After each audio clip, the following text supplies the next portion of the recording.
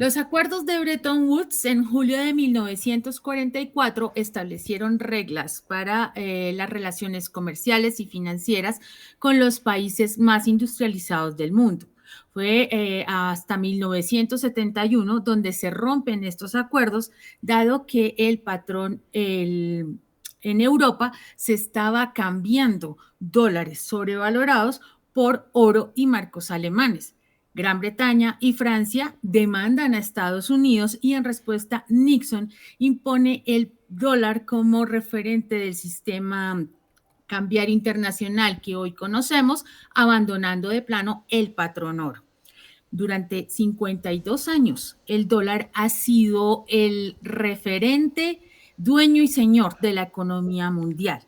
Sin embargo, hoy tenemos el fenómeno de los BRICS, que advierte un fuerte impacto en la transformación económica. La cumbre de la próxima semana en Johannesburgo espera ya 40 países que aspiran a formar parte de este grupo y todos con miras a un objetivo común, que es el equilibrio económico y la desdolarización. J, ¿cómo estás? Ivette, ¿qué tal? ¿Cómo estamos? Gracias por acompañarnos, por estos espacios. A tu disposición. Bueno, Jota, en el marco de todo este engranaje económico que se está gestando con el tema de los BRICS, ¿cuáles serían esas amenazas que tú consideras más importantes para el dólar? Ok, mira, esta es una pregunta súper importante porque precisamente ahora, desde Johannesburgo, los organizadores han dicho, para comenzar, entendamos que esta no es una conspiración contra el dólar. Aquí no nos vamos a reunir y ponernos de acuerdo cómo hacemos para que el dólar colapse. No, no es eso. ¿Ya? Quienes se están encargando de hacer eso son los mismos que tienen la impresora. Así que hagan su trabajo, ¿no? Las amenazas vienen, más bien, diría yo, de que se está revelando la verdad, de que se está sabiendo a plenitud qué es lo que está pasando. Tú has, con mucha sabiduría, hecho un enfoque inicial de cómo comienza este proceso. Termina la guerra, todo el mundo se mira las caras, dice, las economías europeas están destrozadas, al que le había ido muy bien era el señor Gringo, porque para los efectos había perdido muy poco de su ejército, y esto es importante señalar, ¿ah? Y nos han vendido a través de las películas de Hollywood que quienes ganaron la guerra fueron los estadounidenses porque desembarcaron en Normandía. Los que perdieron mayor cantidad de seres humanos fueron los chinos, seguido de los rusos. Hay mucha gente que no habla del gran sacrificio del pueblo chino en ese proceso. ¿Sí? Son números inmensos. Estamos hablando de los cálculos bordean los 30 millones de personas, chinos, rusos 28, y la cantidad de bajas que tuvo Estados Unidos tuvo por los 124.000 más menos. ¿Sí? Entonces nos vendieron que gracias a los valerosos esfuerzos de los soldados que desembarcaron en Normandía se gana la guerra. Veamos las cosas en proporción. ¿Sí? Pero la economía de Europa había quedado colapsada.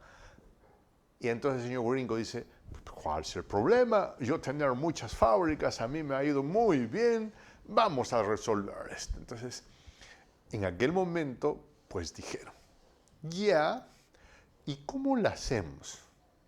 Vamos a meter mucho dólar acá, dijo alguien que se llamaba Marshall, que no era economista, era un general, un gran Ujú. estratega seguramente, pero Marshall era un gran general y dijo, vamos a darles a ustedes los dólares suficientes para que esta economía comience a moverse mucho y rápido. Ok, ¿ya? ¿Y cómo es que vamos a que yo voy a tener el oro de todos ustedes, los voy a guardar en mis reservas y ahí van a estar? Ya, ¿y cómo vamos a hacer para que me caigan dólares a mí? Bueno, vamos a valorizar las reservas que tú tienes.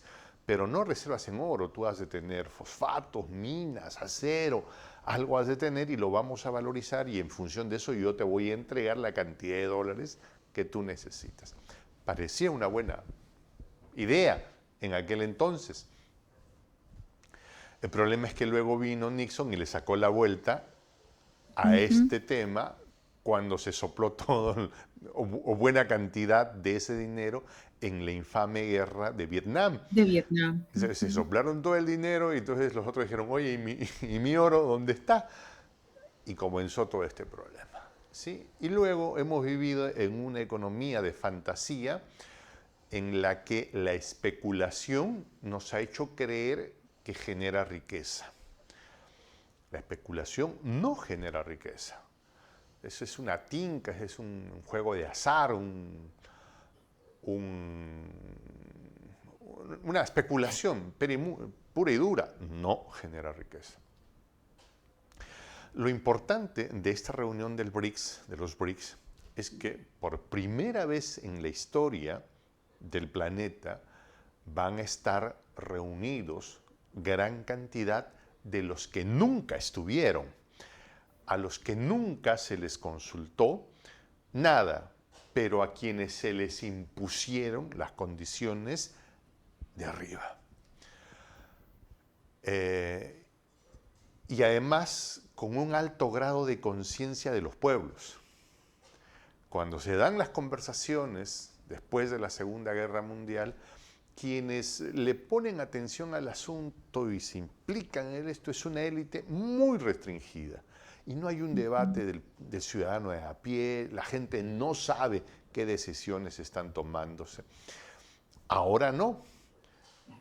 Ahora un peruano con una colombiana se exponen a conversar y dicen, oye, ¿qué va a pasar ahí?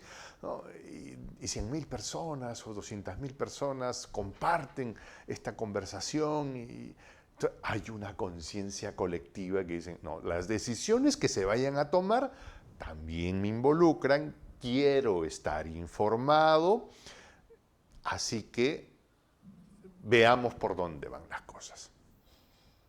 ¿Por dónde van las cosas? Por la creación de un nuevo escenario político.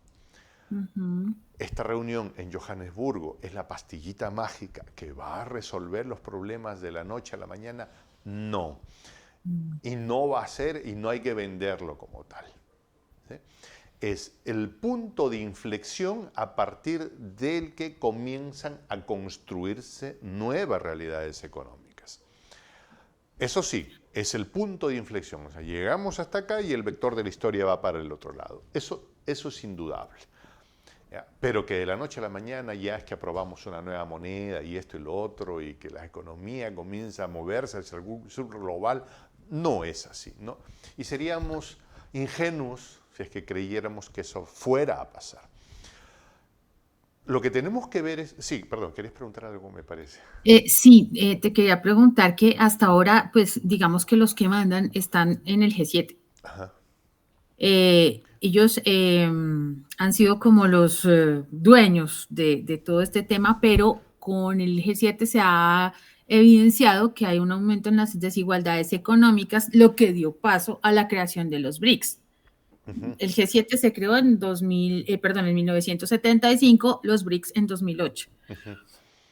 ¿Cuál sería ese verdadero rol del G7 ahorita que los BRICS están tomando fuerza? Sí, yo creo que la posición en la que están es evaluar qué tiene, qué tienen para mirar al otro.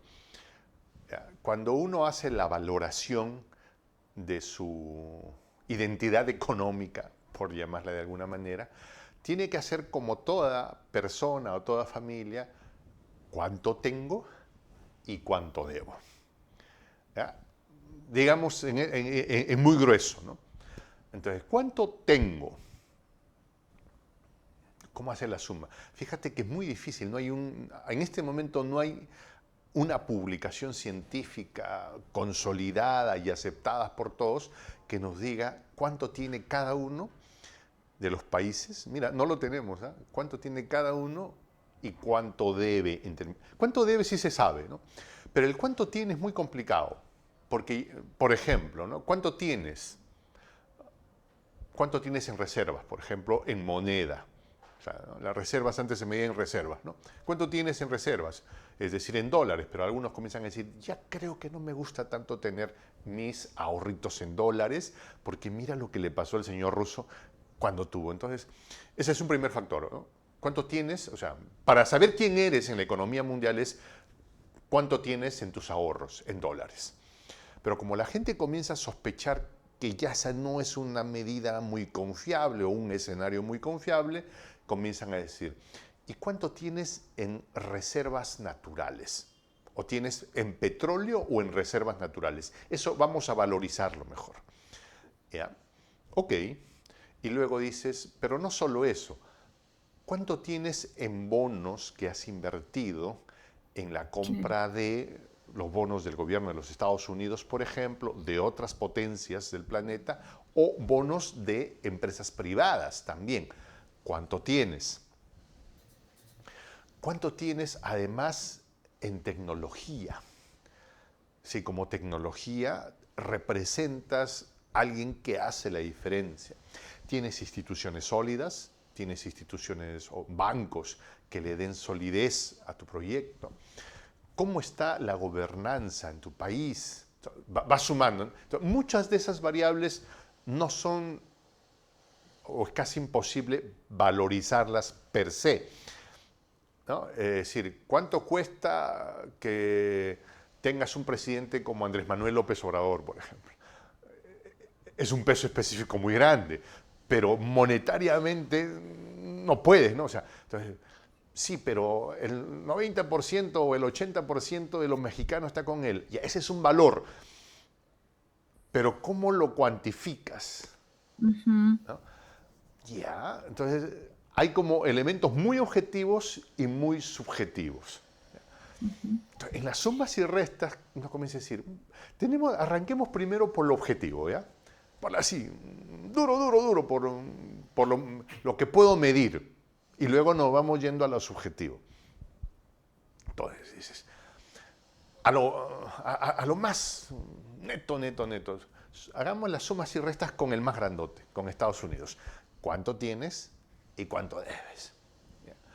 Resulta que en la suma y diferencia, el señor Gringo tiene una diferencia inmensa. Su deuda general es de 28, está ya en los 30, más o menos 30.000 millones, 28, 30.000 millones, billones de dólares, una cantidad monstruosamente grande. Pero también tiene más o menos con qué pechar esto. ¿Por cuánto? Por 20.000 billones. A ver, hasta me confundo. El asunto que tiene un en contra de 8.000 Mm. millones, o sea, 8.000 billones. ¿Sí? Tiene en contra. Es monstruosamente grande. Monstruosamente grande. Ya. Se hace la misma suma y resta. China tiene 1.000 billones a su favor. A su favor. Uno. A Rusia no le ha ido tan mala, tiene 350 a su favor. ¿Ya? Y hay algunos países europeos, Alemania por ejemplo le iba muy bien, estaba en Hasta ahorita. 1.3 a su favor antes de Ujú. lo que pasó en Ucrania. ¿Ya? Ujú. A India también estaba con uno, estaba cercano al uno, más menos, ¿no?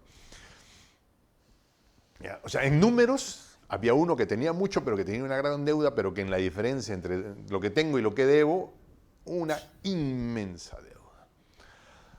Y el tema es que lo que tiene que ver mucho con dólares que él mismo imprime. Sí, claro, Entonces comienzan a... esta ecuación no me gusta. Puede pasar algo. ¿Ok? claro. Entonces comienzan a sumarse los temas subjetivos. ¿Qué instituciones hay? ¿Qué me asegura la gobernanza de este país? ¿Qué es la gobernanza? para hacerlo más que eso. Cuando un gobierno tiene valor en el mercado, no por las leyes que tenga, porque uno puede tener las leyes más fascinantes, las normas más perfectas del planeta, pero si no las puedes hacer cumplir, de nada No vale. funciona. ¿No? Ujú. Entonces un Estado vale en el mercado por su capacidad de hacer cumplir la ley. No está permitido cruzarse el semáforo en rojo cuando usted maneja. Ok, lo entiendo.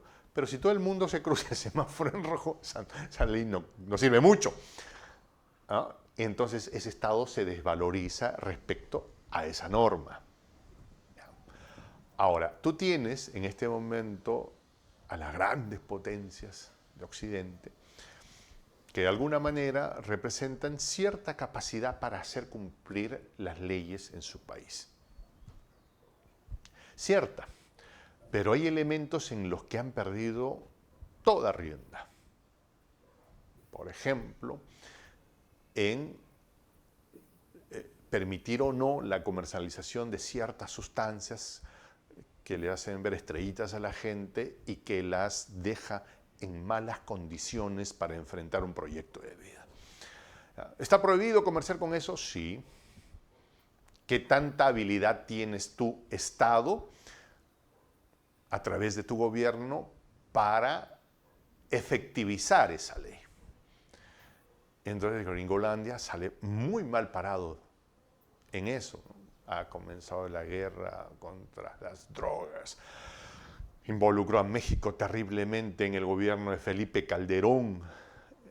O sea, entonces, complicado. Tú no tienes posibilidades, no tienes la habilidad o las destrezas para hacer cumplir las leyes que tú has dictado sobre tu país. Entonces, ya es lo subjetivo, pero se va notando, Claro. ¿no? A ver, métete a comerciar con sustancias prohibidas en China o en Indonesia. O sea, ahí no porque no, ¿no? Seguramente habrá algún galifardo que se le ocurre hacer algo de eso, pero sus posibilidades de lucir ese dinero y salir con relojes y con cadenas acá y manejando un carro y con dos chicas acá, es muy poco probable que se atreva siquiera a hacer eso, porque terminaría con sus días tras las rejas de una manera muy complicada, ¿no? O ejecutado. Finalmente. Sí. ¿Ya? Final. Jota, Ajá. estabas hablando de todo el tema de los respaldos, de los bonos, de los activos con respecto a la deuda. La nueva moneda que se busca o la propuesta de una nueva moneda que buscan los BRICS viene respaldada precisamente por oro y otras materias primas. El dólar sabemos que hoy en día no tiene ese respaldo cuando se abandonó precisamente el patrón en 1973. ¿Qué El dólar, implicaciones tendría esto? sí, el dólar se entiende que ha buscado, o sea, yo ya no tengo el oro no tengo tanto oro para respaldar esto, ¿no? Pero tengo otras cosas con qué respaldar. Tengo contratos firmados con señor árabe que dirán que me venderá su petróleo, eso le da... Pero Arabia va para los BRICS. Sí, exacto, exacto. Pero él tiene contratito, dice, yo con este contratito, ¿no? Y con ese contratito yo he logrado desarrollar ciertas tecnologías y, ¿cómo se llama? Y tengo ciertas patentes. ¿Patentes de qué? De hacer chips. Ya, pero los chips los hacen en Taiwán. Entonces, ahí se le va complicando, ¿no? Pero, ¿cómo va a ser esto? No hay una moneda hegemónica y creo que sería un error apostar porque un país sea el hegemón monetario en el planeta. Sería un error inmenso. Lo hemos cometido una vez como humanidad, creo que sería un gran error, ¿sí? Pero ¿cómo hacemos? Ese es el gran tema.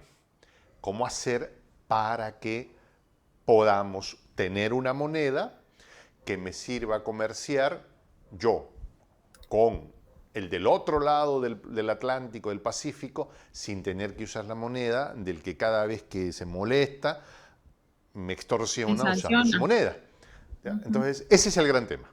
O sea, el gran asunto complejo es cómo hacemos para que la moneda no sea de una sola nación,